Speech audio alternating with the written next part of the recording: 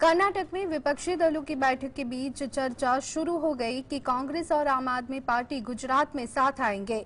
एक तरफ जहां कर्नाटक में बैठक चल रही थी तो गुजरात की राजनीति में इसकी गूंज देखने को मिली। फिर क्या हुई ट्विटर वॉर, क्या है चर्चा का सच, गुजरात की राजनीति की बड़ी खबर, देखते हैं अंदर की बात में। कर्नाटक के बेंगलुरु में कांग्रेस की अगुवाई में विपक्ष की बैठक की गूंज गुजरात तक महसूस की जा रही है। विपक्षी दलों की एकता बैठक में जिस तरह से दिल्ली के मुख्यमंत्री अरविंद केजरीवाल और दूसरे नेताओं का स्वागत हुआ, उसके बाद चर्चा तेज हो गई कि क्या गुजरात में कांग्रेस और आप एक साथ आकर बीजेपी की मुश्किल बढ़ाएंगे। गुजरात में लोकसभा की 26 सीटें हैं। पिछले 2 चुनावों से बीजेपी सभी 26 सीटें जीतती आ रही है।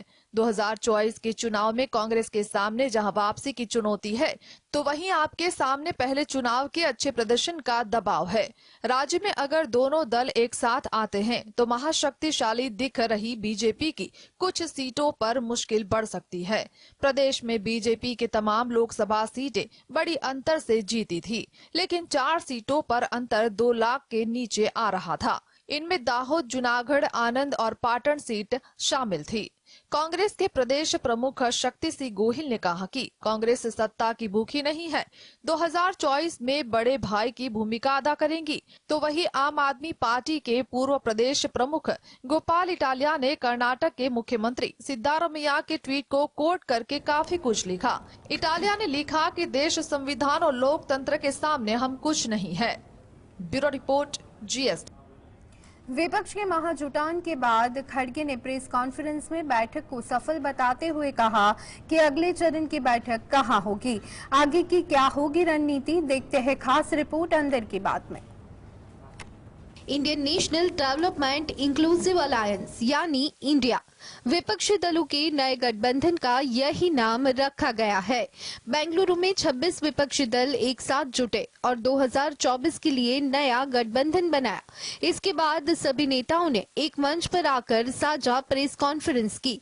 प्रेस कॉन्फ्रेंस की शुरुआत में कांग्रेस अध्यक्ष खड़गे ने इस गठबंधन के नाम की औपचारिक घोषणा की।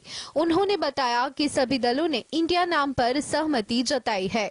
खड़गे ने अपनी प्रेस कॉन्फ्रेंस में आज की बैठक को सफल बताते हुए कहा कि अगले चरण की बैठक मुंबई में होगी और 2024 लोकसभा चुनाव के लिए दिल्ली में एक सचिवालय बनाया जाएगा। खड़गे ने कहा कि केंद्र सरकार ED, CBI जैसी संस्थाओं का गलत इस्तेमाल कर रही है। खड़गे ने बताया कि इस बैठक में लोकतंत्र और देश को बचाने पर चर्चा हुई। वे बोले कि 11 सदस्यों की एक समिति गठित की जाएगी। इसके संयोजक का नाम अगली बैठक में तय होगा। उनकी विचारधारा और इंडिया के बीच में है। आप जानते हो, जब भी कोई हिंदुस्तान के सामने खड़ा होता है, इंडिया के सामने खड़ा होता है, तो जीत किसकी होती है, कहने की जरूरत भी नहीं है।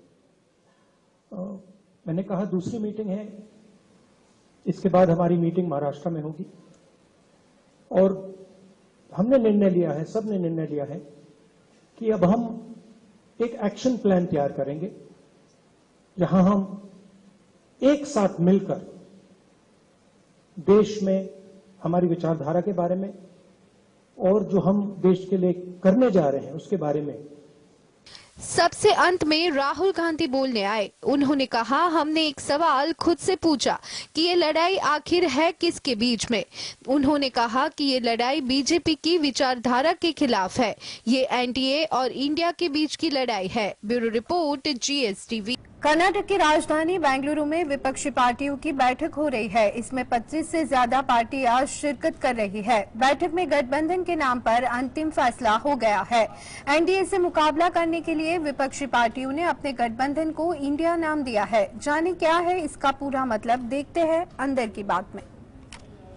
विपक्षी दलों की बेंगलुरु में चल रही बैठक में तय हुआ कि अब उनके गुट का नाम इंडिया होगा।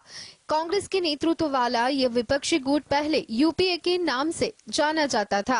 अब ये तमाम विपक्षी दल इंडिया गठबंधन का हिस्सा होंगे। NDA से मुकाबला करने के लिए विपक्षी पार्टियों ने अपने गठबंधन को इंडिया नाम दिया। इसमें I India, N national, D democratic, I inclusive और A अलायंस है। शिवसेना की नेता प्रियंका चतुर्वेदी ने इसे लेकर ट्वीट किया है। उन्होंने लिखा, 2024 में टीम इंडिया बनाम एनडीए होगा। चक दे इंडिया। इस इंडिया की full form Indian national democratic inclusive alliance रखी गई है। कांग्रेस अध्यक्ष मल्लिकार्जुन खड़गे ने बैठक में कहा, मैंने पहले ही साफ कर दिया है कि हम यह पीएम पद या सत्ता के लिए नहीं कर रहे। मैंने चेन्नई में स्टालिन की जन्मदिन में भी कहा था कि कांग्रेस की सत्ता और पीएम पद में दिलचस्पी नहीं है। इस बैठक में हमारा इरादा अपने लिए सत्ता हासिल करना नहीं है। यह हमारे संविधान, लोकतंत्र, धर्मनिरपेक्षता और सामाजिक न्याय की रक्षा के लिए है। Bureau report, GSTV।